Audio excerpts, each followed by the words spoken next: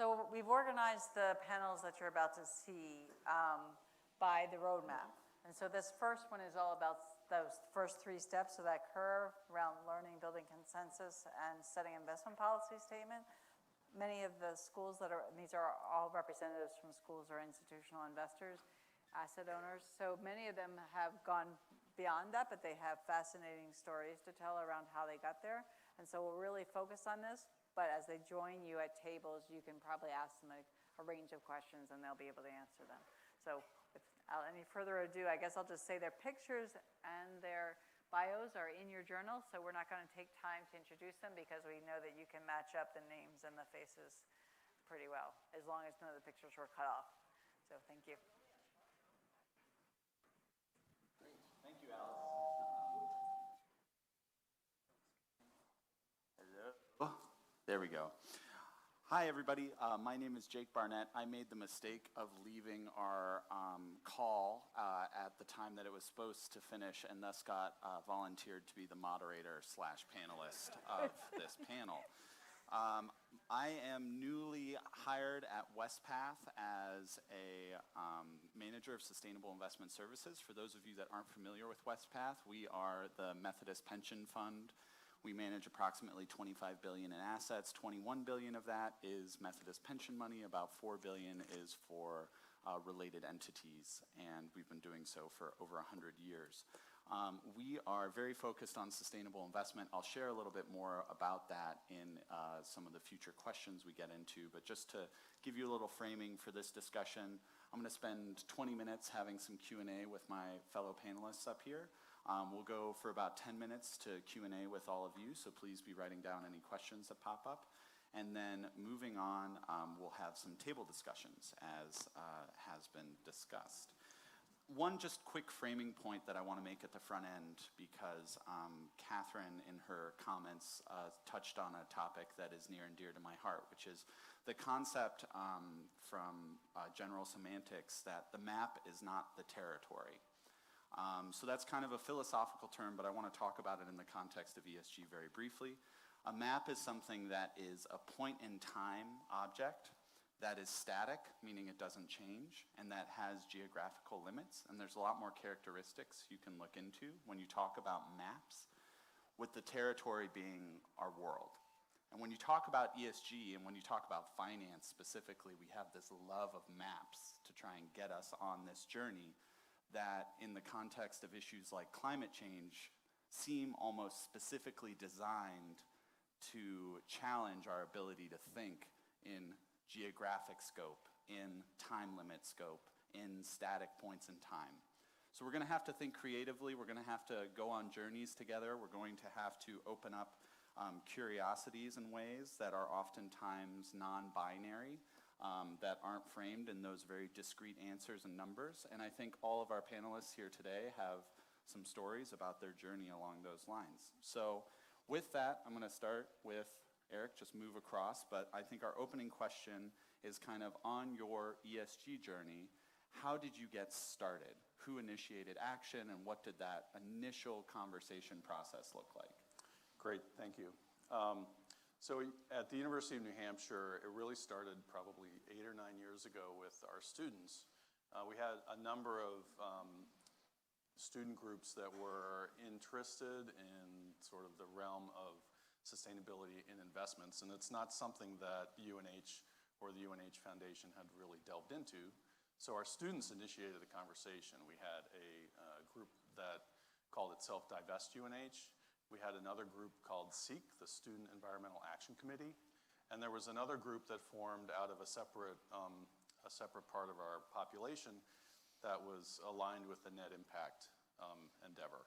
And so we had these 3 different approaches to trying to engage with the university on sustainability in the investments. So the Divest group obviously had a particular focus, and it was around fossil fuels. The SEEK group was a little more comprehensive, and then the impact group was even more comprehensive and sort of circumspect about investing and sustainability. So they all had expressed interest in this topic, and they engaged with our president at the time. They engaged, who then reached out to our foundation board. because the foundation board oversees our endowment at UNH. And so there was this conversation that started. We had a couple town hall type events to bring the community together to talk about the various aspects of this and how it might relate, and just sort of to educate the community. Ultimately, what happened was the foundation board expressed disinterest in divestment, but they wanted to respond in an effective way to the community and to our alumni and donor base. So they agreed to set up a separate ESG sleeve. So this is a part of our portfolio, which is outside of our main unconstrained pool. And it started out very small, with one of our board members making a pledge, and he said, I want my pledge to go into this new ESG sleeve. So he's a fantastic advocate for all of this. I work with him on the investment committee now. And then, so that was a small thing. It really didn't allow us to create a portfolio per se, an investment portfolio. But it was a start, it was a seed. And then maybe a year later, so this was right after I joined the foundation in 2014, one of the donors to our main pool, who was very interested in this space of sustainability writ large, said, I want my $1 million that I gave to the main pool a few years ago, I want that to go over from the main into the ESG pool. So that was a bigger seed that allowed us to actually set up a very rudimentary portfolio. It was basically 5 funds, balanced 60-40 equity and fixed income, and the 3 equity funds were basically ESG type qualified funds. So that was the next step. And then conversations continued with the investment committee, and then we had an opportunity to grow it a little larger by another almost $2 million. I won't go into the details, but so then it went to $3 million, which allowed us, basically we just expanded the portfolio that we had. I should probably just loop back to the roadmap. So we started educating ourselves about basically the community educating itself, the board educating itself, and then that resulted ultimately in this action.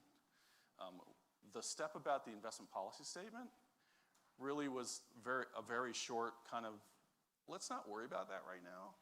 Let's just get something going, and then let's make the investment policy statement reflect what we're doing. So it was step 1, step 2, basically skip over step 3 and start iterating from there. So then we were cycling around, and we sort of looped back to 1 and 2 as other ideas came around. So that's sort of how we got to where we are. Great. There are other aspects that I haven't gone into, and I'm happy to explain that later, but I don't want to monopolize. No, thank you, Eric. And then, Robert, I know you're representing kind of a previous experience with Becker, where you were more in a presidential role, as well as a board membership now with UMass. So kind of in terms of those 2 different journeys, compare and contrast a little bit about what your experience was like. Yeah, sure. So when I was president at Becker College, Jake, you call it a journey. I tend to call it an adventure. So I had a board member who introduced me to a gentleman by the name of Paul Herman from HIP Investors out in California. And we started talking about ESG. Becker had established a UNIS Center for Social Business, so it fit right in with our mission. And when I met with Paul for about an hour and a half in downtown Boston, I was like, oh, I get this. We should be doing it. And I had one of my board members there who was on the investment committee. He got it as well. And so Paul and I began to put together a plan. And, I sat down with my investment committee and my finance committee. And mind you, I'd been president, probably 6 or 7 years. So this was my board. So it was, very, very good relationships. I said, we need to do ESG, our entire portfolio. And imagine this, so it's me and Paul, and between my investment committee and my finance committee, it's all men. None of them look like me, and they're all over the age of 65. And they're like, what's this ESG? You want to invest in that stuff like Google. They don't make anything, And so, oh, this is a true story. And, and many of them were wealthy, and that's just not how they made their money in new economy companies. And so lesson number one, I had to take a step back, and we had to go on an educational journey. And working with Paul, we kind of did a retro kind of thing of looking back over the last 5 to 7 years of how our portfolio had performed. And then we identified companies that would be in the ESG space and said if we had invested in these companies, this is what the return on investment would have been. And oh, by the way, it was pretty good. And what we also discovered that close to 80% of the funds that we were already investing in were ESG. And so that brought the board along, the Investment and Finance Committee along. And so they were warming up to the idea. And eventually it reached a point where they said, I get everything, but this governance thing, what the heck is this governance thing? Well, just by coincidence, 2 weeks before that, this little thing had just happened with Volkswagen. And I pointed to that. And he's like, oh, okay, I get it. And from there, we began to start the process. And it took 2 years to move everything. We actually, working with Paul, we had put together a policy statement. So we didn't start doing it and then came back to the policy statement. We created the policy statement. And it was still based upon, the rolling average, over 12 quarters and that sort of thing in terms of return on investments. And we did not say we want to do this simply because we're do-gooders. We said we wanted to do this because it would give us a better return on our investment. Fast forward, I'm now Chancellor of UMass Dartmouth, a part of a 5-campus system within the University of Massachusetts. And, it's a bit different because all of our funds are centrally managed through the foundation for the entire system. Even though we do have a foundation on our campus, the navigation is a bit different. So if I were still at Becker, I'm all the way at the end of the spectrum, and we're looking at several years of how it has performed. Things have done well. I'm now at UMass Dartmouth within the UMass system. We're on the left hand of the learning system. But the advantage is that I have experience and I can share with them the process. So what I've done is I've started picking off board members one by one, starting with my fellow chancellors, because each of us, we have a seat on the board at the foundation, and where we will go to be determined. So I think we've heard a couple of common themes in these two. We've heard the idea of having those conversations be very relational based, having Absolutely. it build consensus, build common ground, set thoughtful direction in terms of evidence-based best practices within finance. Aaron, in terms of kind of what color do you have to add from your own journey or adventure, or whatever you want to call it? Look, I don't care what he says. It's an adventure. Yeah. Journeys are adventures. Yeah. Don't be so binary with me here. I'm talking about Jurassic Park. Yeah. Well, at the California State University Foundation, to give a little bit of context and a little bit different than the setup that Robert's talking about at UMass. So the CSU Foundation is at our system-wide headquarters. The California State University has 23 campuses. Endowments are all managed at the campus level. For the CSU Foundation, primarily our endowment is made up of endowments for system-wide scholarships, We take in grants that are going to make impacts at the system level or multi-campus level. And we manage the charitable gift annuity program for about 19 of our campuses. And so the pressures were a little bit different than what some of our campuses were facing. There are no students at the Chancellor's office. There are no faculty members at the Chancellor's office. We have our system board of trustees meetings where we will get advocacy around a variety of issues. But by and large, at the campus level, we weren't on anybody's radar. However, we were seeing what was going on at many of our campuses and the student movements and pressures that many of you have seen on campuses. We also had some real leaders in the field, the San Francisco State and Humboldt State. The president of our foundation, our vice chancellor for advancement, is co-chair of the IEN steering committee. And so we had our head around this, but certainly for us, it was a staff-driven effort to get ahead of the curve before somebody noticed. We didn't want to be in the position where we were reactive. We wanted to be thoughtful about it. And it worked out for us that the desire was to be proactive because it actually turned into a 5-year conversation with our investment committee and our board. So it was something that we were able to bring people along throughout that journey. It coincided that those 5 years were sort of 2014 to 2019, so there was a lot of maturity in the data in those 5 years.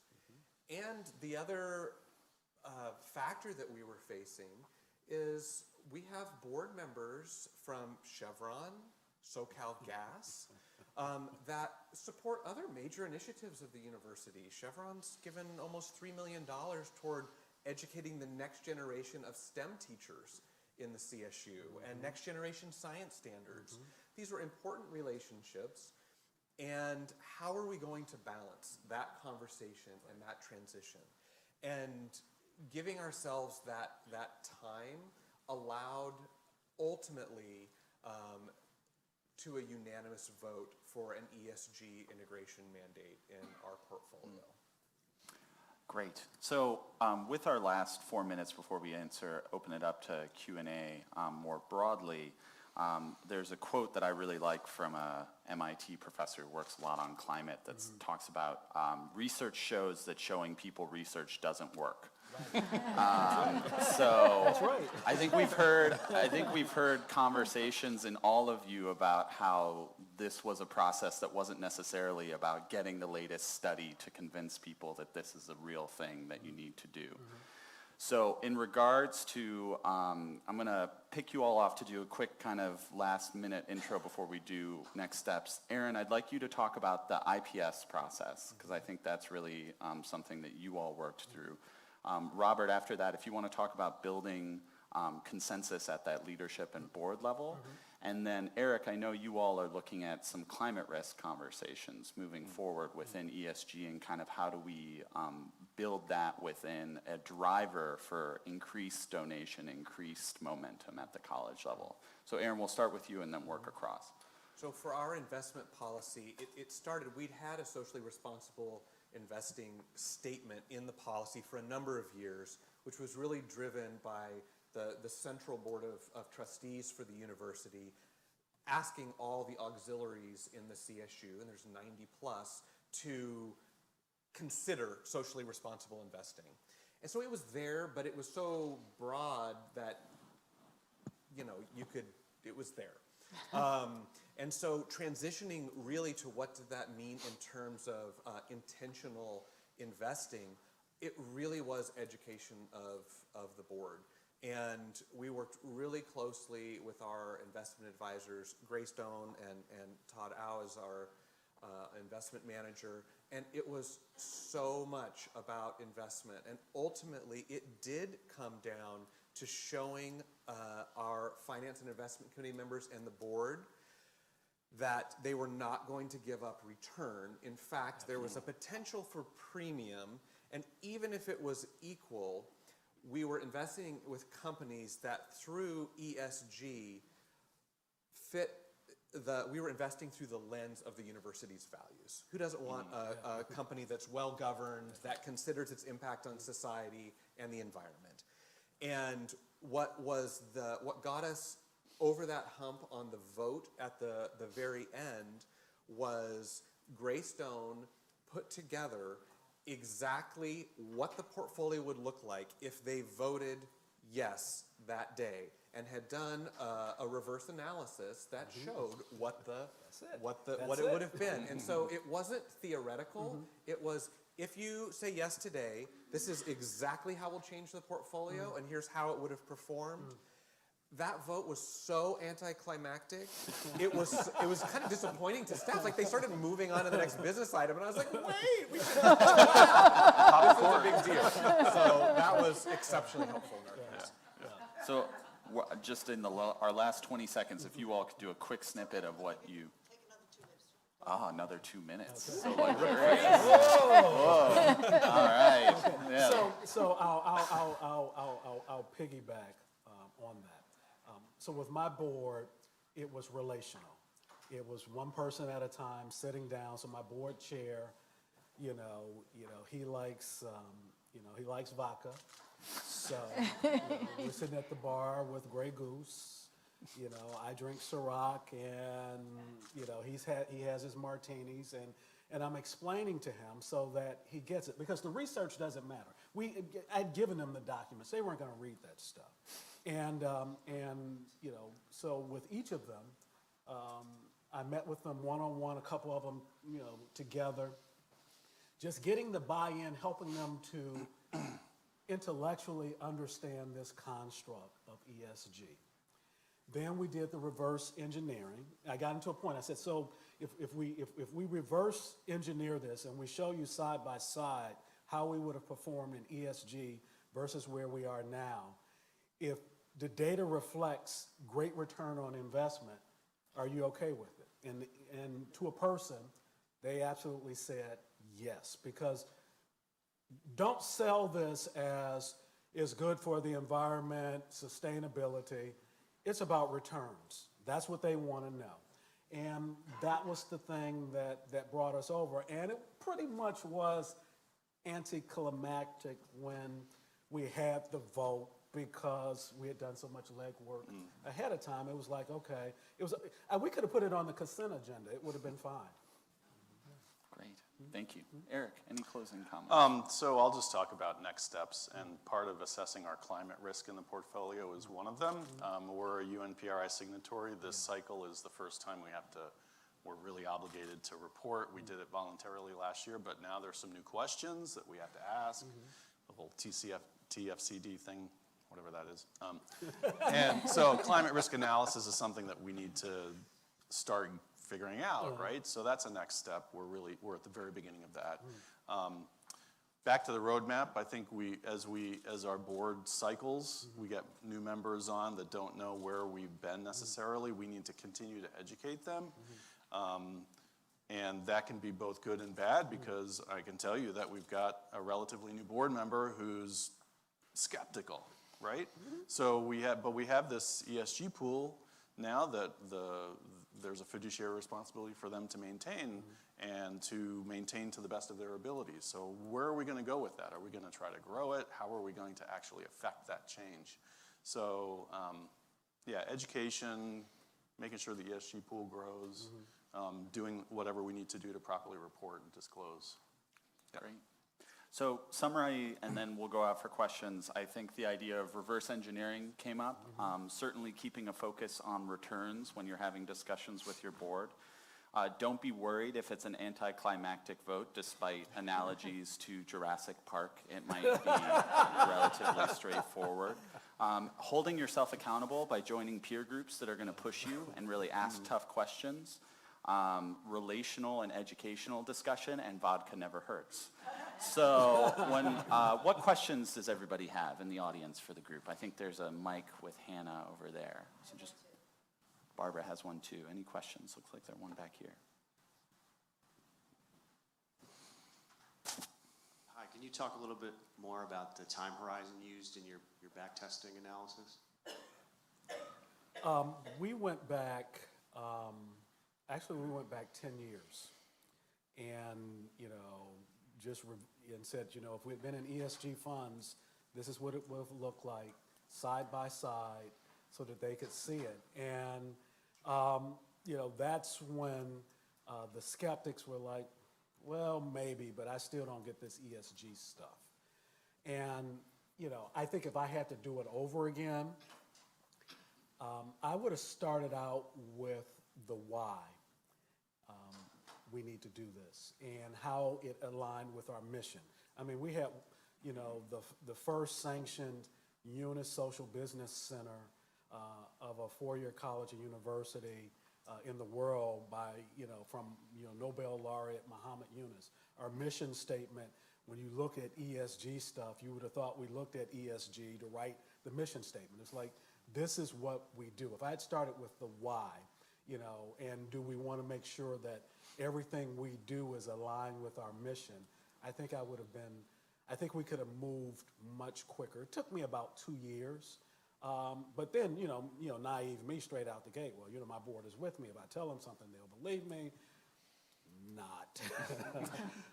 But it is an educational process. But I think the reverse engineering, in terms of lessons learned, when you can show those numbers side by side, and they get that this is just not a do-good kind of thing, this is all about returns on investment, I think that makes all the difference in the world.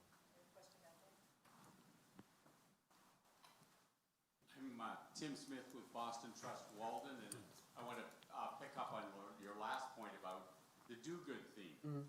So this has been fascinating because the discussion about what were the compelling forces that made people comfortable on the board and at the institutions, and the compelling financial information is important.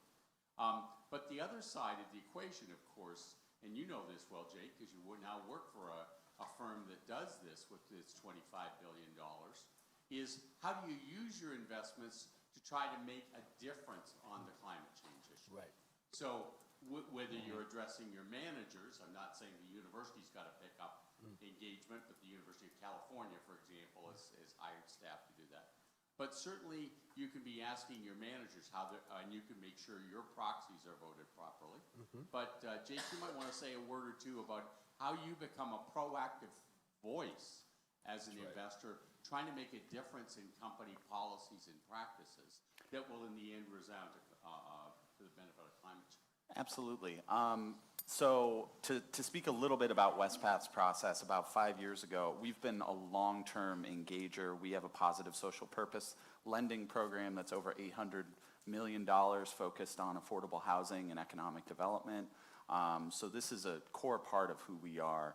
About 5 years ago, we set forth on kind of figuring out what we wanted to do on a forward-looking basis. And in 2017, 2018, we came out with a low-carbon transition investment belief. And I want to just put a note in that for a minute because the future is not going to look the same as the past. That's right. So from a backwards-looking basis, that reverse engineering is important, but you also need to look at trend lines for where the future is going and challenge your investment committee to have a different sort of fiduciary responsibility about how they're thinking about an increasingly disrupted world moving forward, and there's more and more consensus to build around that. On the engagement side, I would say something that just from a practical standpoint, I think universities are missing out on a huge educational opportunity with their students, because divestment as a mechanism is really important from an activist standpoint. And I don't want to speak to the side of that, because I think from an organizing standpoint, it's incredible what a lot of these students are doing. But I think within MBA schools, within your students who really want to dive into ESG, they're going to get a better understanding of how businesses operate by being pushed into engagement than they necessarily would in a divestment protocol. Because divestment, you're going to understand maybe a sector better, but engagement, you're going to need to understand that company very well in order to speak to the materiality aspect of it. So I just encourage all of you to think about that, what that could look like moving forward. Jake, I want to build on that just for a second. For those of you who do not know Nicole Tarico here, she runs within IEN a conversation among students who are running their own funds, parallel funds on the campuses. And I had the pleasure at the SRI conference, where all the SRI folks, the professionals come together. We actually ran a meeting of Silk with 18 different schools represented. And it was a conversation I didn't have to facilitate. The minute I said go, they were all over it. How did you do this? How are you doing this? So just like we're sharing knowledge here, there's this group of students who are educating themselves by kind of having, learning to run a portfolio and using ESG screens. And it is a powerful and growing movement, and you can tap Nicole to find out about it. So I wanted to make that clear in the room. And you have a question back there. Let me get your mic. More a comment than a question. I think it's something that's behind one of the things that Robert was saying that I think is important to tie together here. Really what you're talking about when you're looking at ESG is risk-adjusted returns. Right. And ESG is a lot about looking at and understanding some fundamental risks. Governance is about, well, if you have better governance, you're going to have fewer enemies. And the sustainability, the environmental side is a similar thing. That to me is a way to get folks focused on it who are worried about their fiduciary responsibility, and a way to help enable folks to get over. All the backward testing is great, and what this is a forward-looking way of looking at risk and understanding how to adapt on returns, particularly in a world that gets more disrupted. And I'd like to add on to that because, looking backwards was important to get the board to the point to make the decision. But after we made the decision, it was interesting how the dialogue and conversation changed in future investment committee meetings in terms of managing risk. And, and I can't remember the exact ratio, but, when we showed them something to the effect that in order for Coca-Cola, to make, 1 bottle of Coke, that they had to use the equivalent of about 3 bottles of water. And so they started asking different kinds of questions when we were looking at funds or specific companies to invest in. So I think it's important. Looking backwards is important, but it does help change the mindset of the board. Yeah, so I think we are going to go to table discussions now in terms of moving forward. Thank you all for, if you could help me thank the panelists up here today. I'm confident each of us would be happy to answer questions, and in addition to sitting with you at your tables, if you have any specific follow-ups, a lot of rich material talked about here. One last piece that I'll say is that just for moving things forward, Ceres is going to be releasing a study, a set of peer studies looking at different institutions that have moved this along. Wespath will be featured in that, along with a number of other large-scale institutional investors. And everyone on this journey looks different, but just the more examples and studies that you can get, similar to what is being done with IEN, I think the better reinforcement you'll have for moving this forward at your own institution. So thank you very much. All right, thank you.